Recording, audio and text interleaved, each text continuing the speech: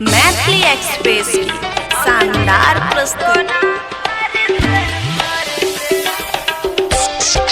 अभी आप सुन रहे हैं सहरसा से MS म्यूजिक की शानदार प्रस्तुति।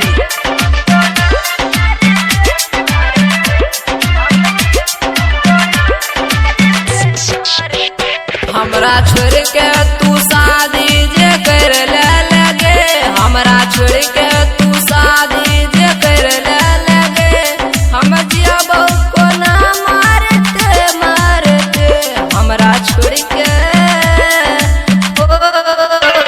जानत रहियो तो हो जे बदल जइबे गे, जानत रहियो तो हो जे बदल जइबे गे, हम जियबो को ना मारते मारते, हमरा छोड़ के तू शादी जे कर ले लगे, हमरा छोड़ के तू शादी जे कर ले लगे, हम जियबो को ना मारते मारते, जानत रहियो तो हो जे बदल जइबे गे, हम जियबो को ना मारते मारते, हमरा छोड़ के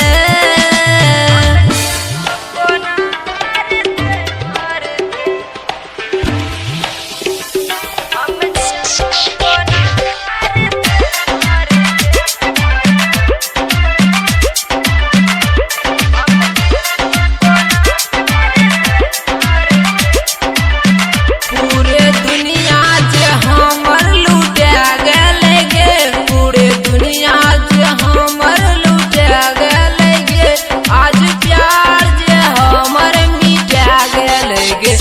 अब जियै के नहीं छै सहारा कोनो, अब जियै के नहीं छै सहारा कोनो,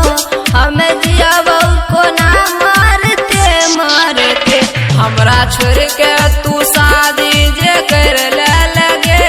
हम जियबो कोना मारते मारते, हमरा छोड़ के